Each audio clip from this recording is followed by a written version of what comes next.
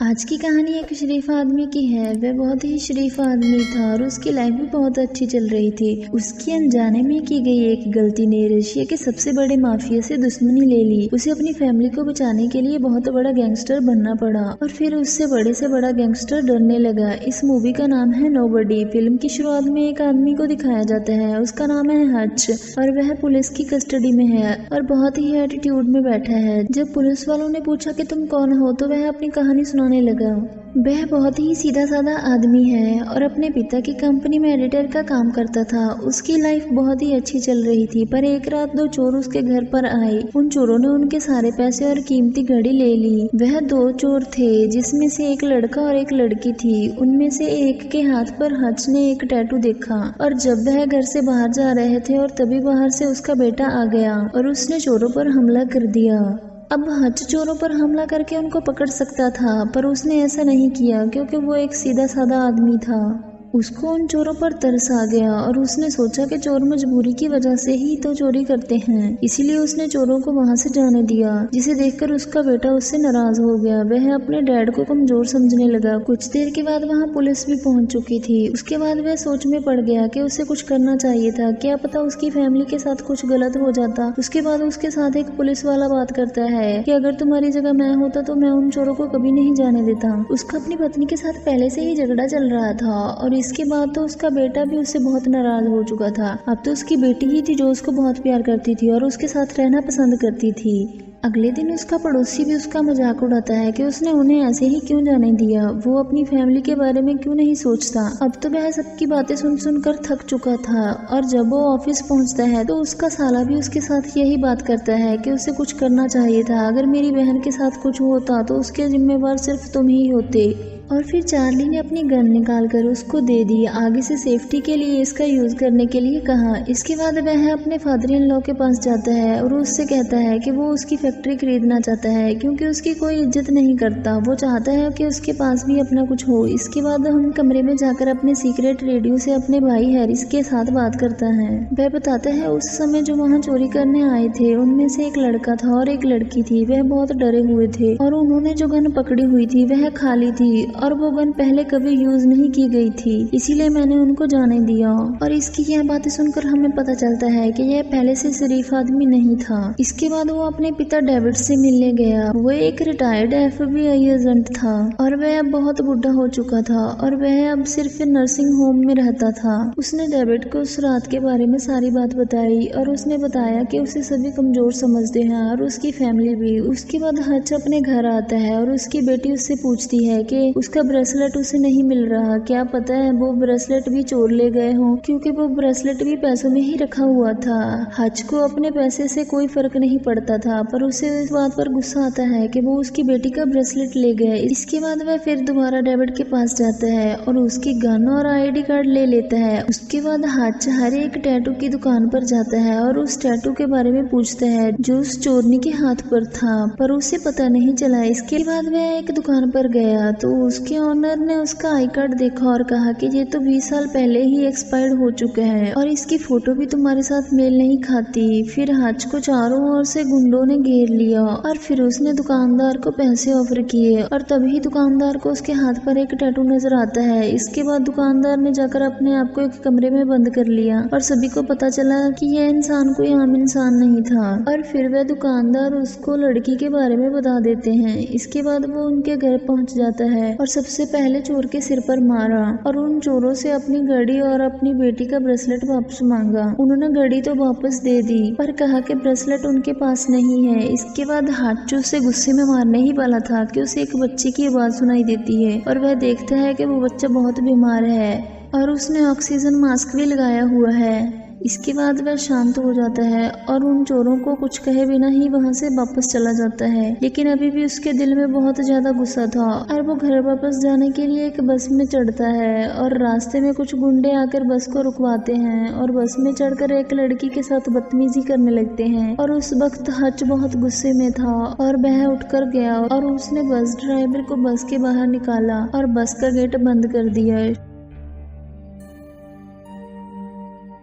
शुरू में उन गुंडों ने हच को थोड़ा मारा, पर हच वार्म अप हो गया और उसने गुंडों की खूब पिटाई की और उसके बाद एक गुंडे ने उसे बाहर फेंक दिया। तो बस ड्राइवर ने उससे पूछा कि वो ठीक है। उसने कुछ कहे बिना ही दोबारा बस में चढ़ गया और उस लड़की को वहाँ से जाने के लिए कहा। उसके बाद वह जानवरों की तरह उन गुंडों को मारने लगा। उसने इन गुंडों को इतना मारा कि उनमें से एक गुंडे की नाक टूट गई और उसे सांस लेने में बहुत प्रॉब्लम होने लगी। उसके बाद वह शांत हुआ और वह उन्हें जिंदा छोड़कर वहाँ से चला गया। इसके बाद वह अपने घर पहुँचता है और उसकी वाइफ उसके जख्म पर पट्टी करती है। इन जख्मों को देखकर उसकी वाइफ ने कहा कि उसके पुराने दिन वापस आ रहे हैं, जिसे हमें क्लियर हो जाता है कि हच कोई आम आदमी नहीं था। उसके बाद अगले सीन में हम एक बार में सबसे बड़े ड्रग माफिया जूलियन को देखते हैं, जो वहाँ नाच रहा था और इस बात पर उसके दोस्तों ने उस पर एतराज किया और उसे बहुत गुस्सा आ गया और उसने वहाँ पर एक आदमी को मार दिया और उसने अपने दोस्तों को बताया कि वो क्या चीज है और उससे एक कॉल आती है और हमें पता चलता है कि हच ने जिन्हें बस में मारा था उनमें से एक इसका भाई था।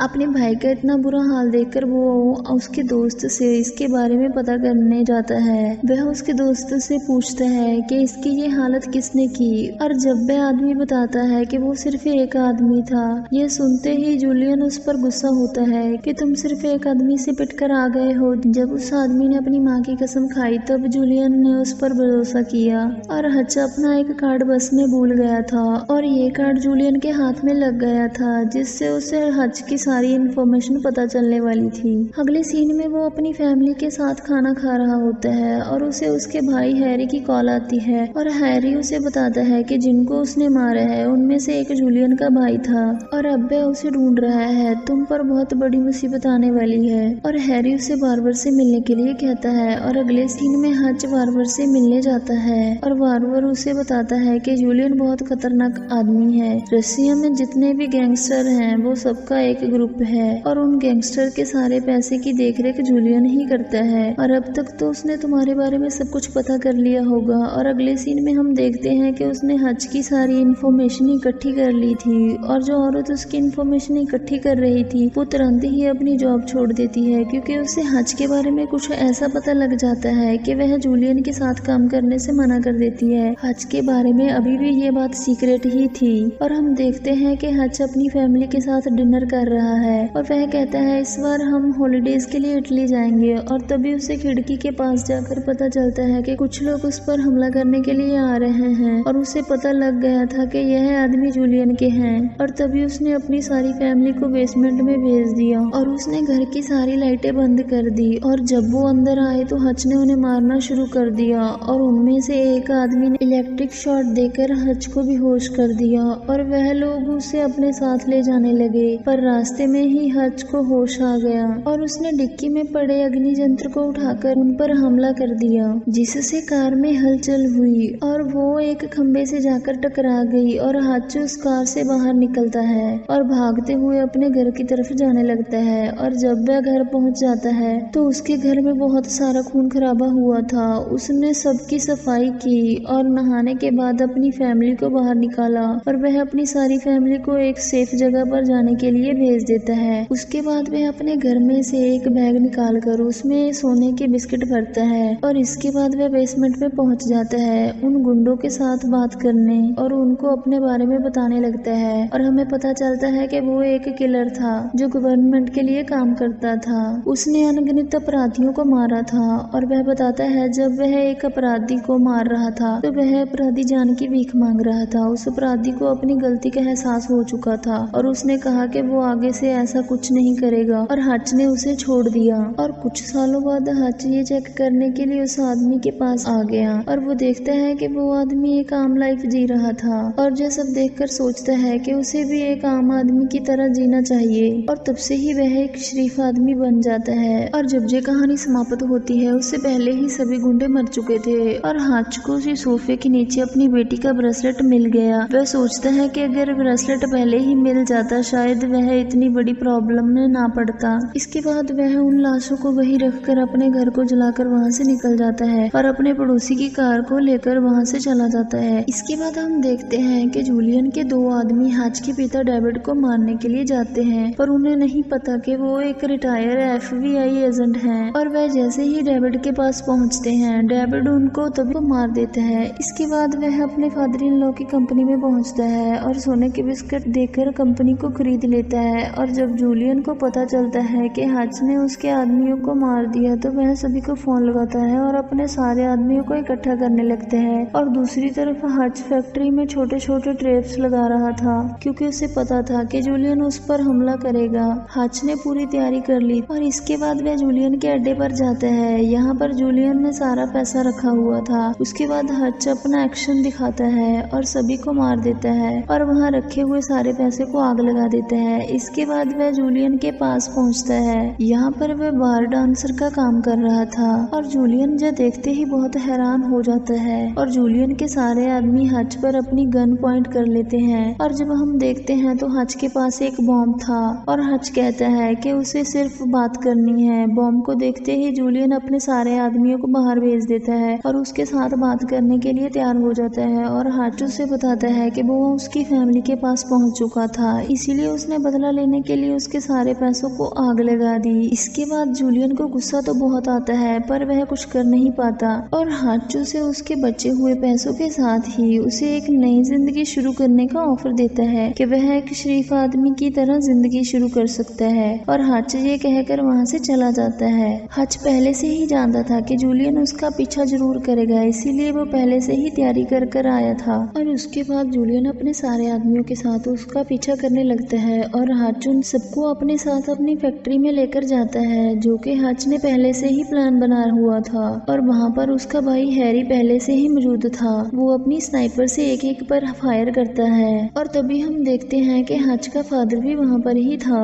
हच का फादर कहता है कि रिटायरमेंट के बाद उसकी लाइफ से एडवेंचर बिल्कुल खत्म हो चुका था और हच के छोटे छोटे ट्रैप्स ने अपना काम करना शुरू कर दिया था। वैसे तो हैरी एक पायलट है पर लड़ने में किसी से कम नहीं है। कुछ ही समय में उन तीनों ने फैक्ट्री में लाशों का ढेर लगा दिया और तभी वहाँ जूलियन आता है और एक गोली हैरी को मार देता है और तभी उन सब की गोलियां भी खत्म हो गई थी। इसके बाद हच वह बम निकालता है जो वह पहले ही जूलियन के पास लेकर गया था। वह उस बम को एक बुलेट प्रूफ गिलास के आगे लगाकर जूलियन की तरफ बढ़ने लगता है और जूलियन के पास पहुंचते ही बम को ब्लास्ट कर देता है और जूलियन मर जाता है और हच को कुछ नहीं होता। और वहाँ पर पुलिस आ जाती है। अब वो अपने भाई और पिता को वहाँ से निकल जाने के लिए कहता है और खुद गिरफ्तार हो जाता है और वह अपनी वाइफ को फोन करता है और कहता है कि अब सब कुछ ठीक हो चुका है। और सीन प्रेजेंट टाइम में आता है। यहाँ पर वो पुलिस की कस्टडी में है और तभी सामने बैठे पुलिस वालों को एजेंसी का फोन आता है और वह हच को छोड़ देते हैं। इसके 3 महीने बाद हम देखते हैं हच अपनी वाइफ के साथ एक नया घर देख रहा था और तभी हच को कॉल आती है और वह हैरान हो जाता है और तुरंत ही घर के मालिक से पूछता है कि इस घर में बेसमेंट है। अगले सीन में हम हैरी और उसके पिता को देखते हैं जो हच की हेल्प करने के लिए अपने सारे हथियारों के साथ उसके पास जा रहे थे। और इसी के साथ ये कहानी यहाँ पर खत्म होती है। ऐसी ही नई नई स्टोरियाँ सुनने के लिए हमारे साथ जुड़े रहिए हमारे चैनल लाइट्स आउट पर।